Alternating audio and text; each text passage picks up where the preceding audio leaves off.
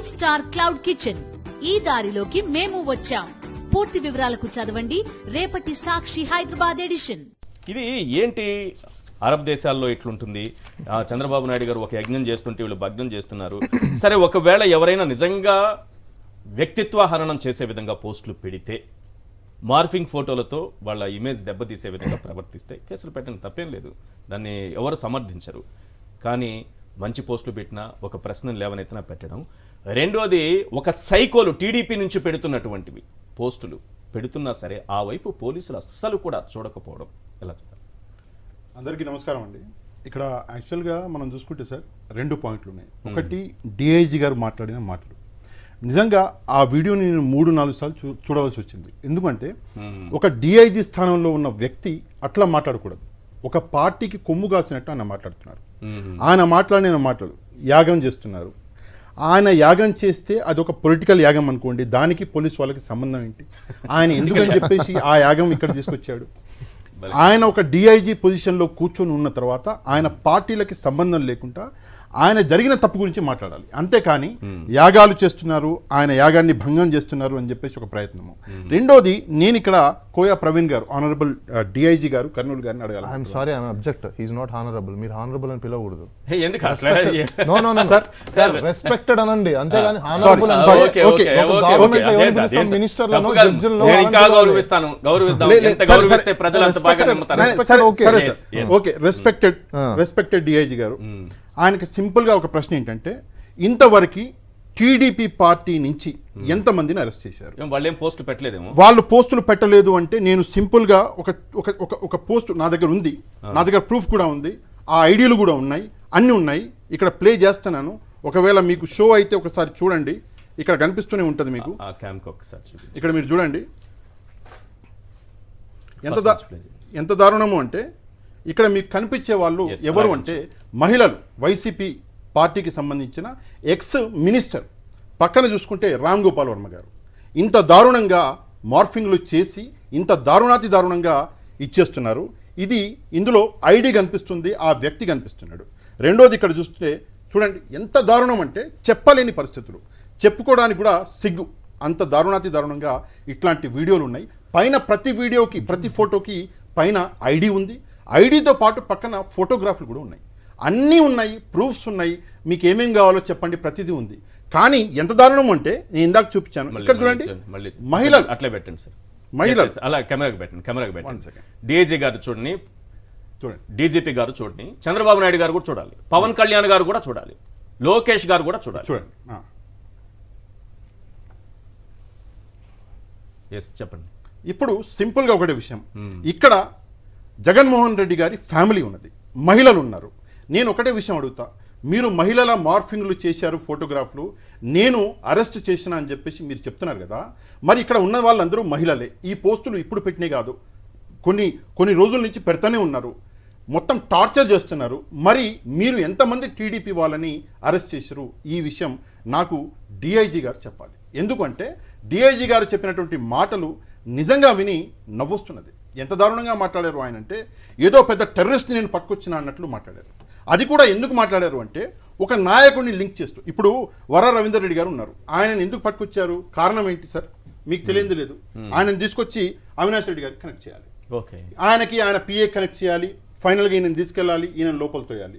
అంటే ఇక్కడ మొత్తం పొలిటికల్ అజెండా కనిపిస్తుంది. అరెస్ట్ చేసింది తప్పు చేసినందుక, లేదా మీ పొలిటికల్ అజెండాని ఫుల్ఫిల్ చేసుకునేందుక? ఈ సమాధానం దయచేసి. ఇప్పుడు నేను చెప్పింది మీకు కనెక్ట్ అయిందా?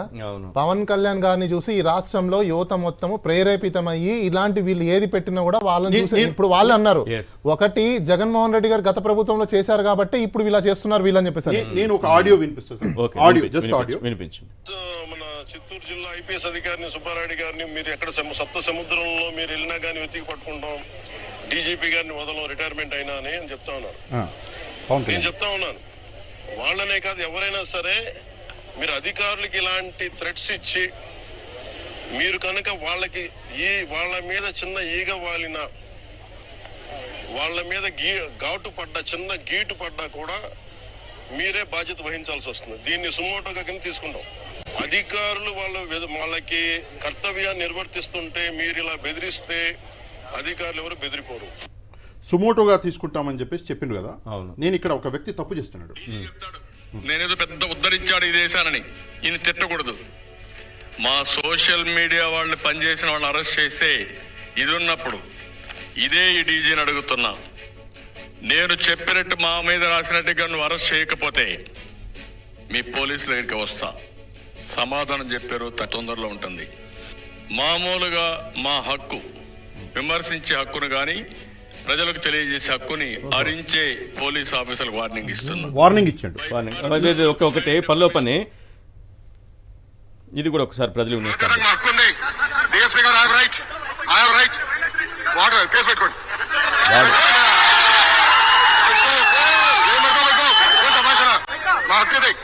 చంద్రబాబు నాయుడు గారు ఇంట్లో ఇబ్బంది పెడతారు.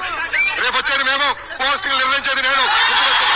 చిత్తూరులో ఒక ఎస్పీ ఉన్నారు, ఆ ఎస్పీ పేరే రిశాంత్ రెడ్డి.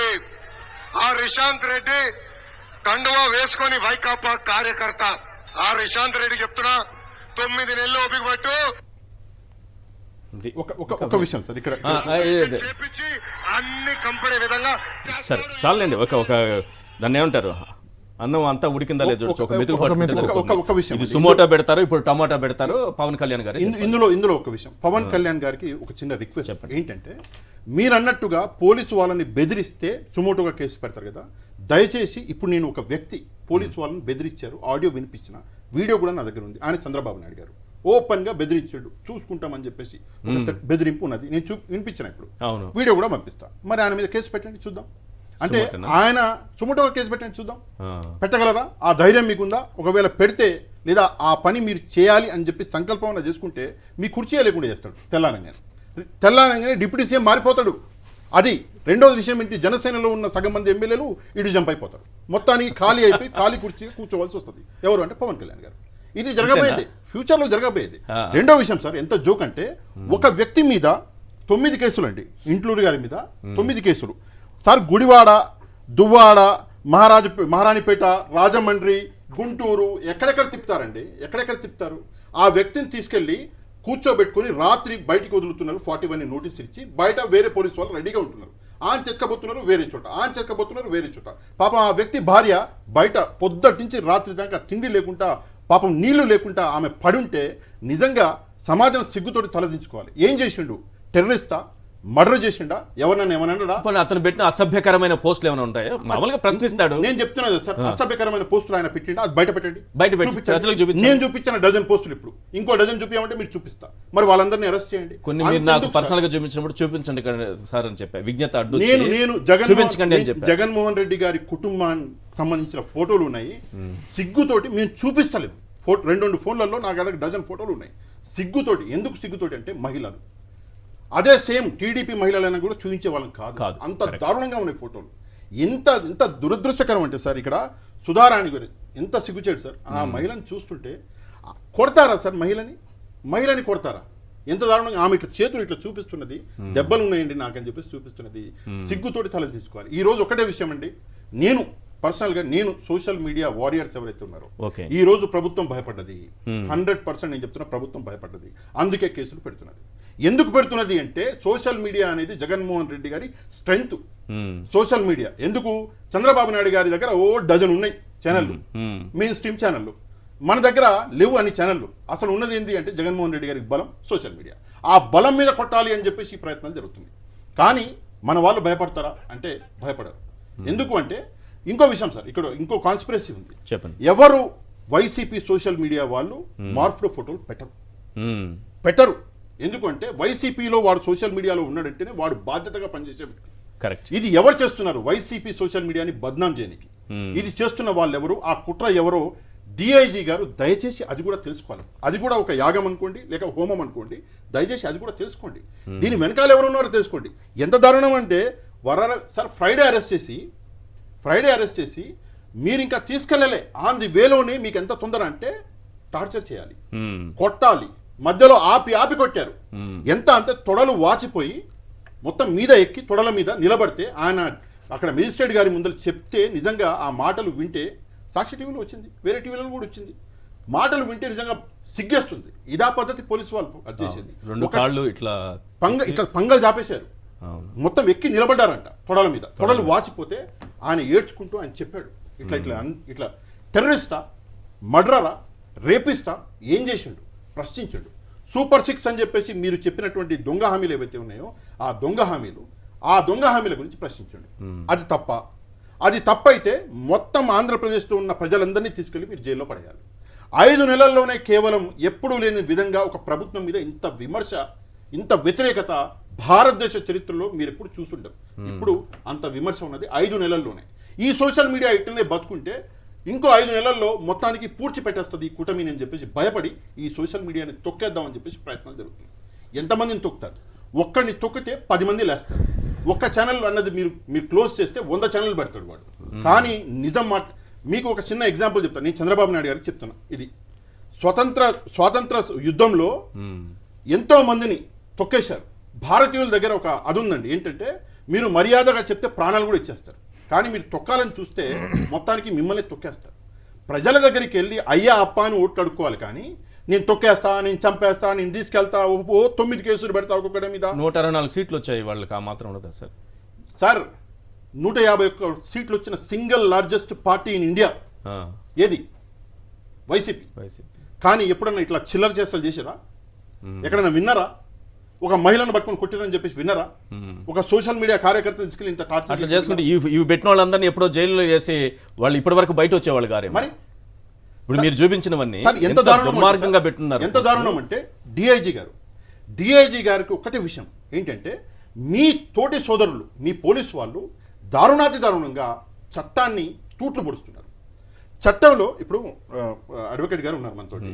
సార్, చట్టంలో పోలీస్ మాన్యువల్లో కొట్టాలని ఎక్కడ ఉందా?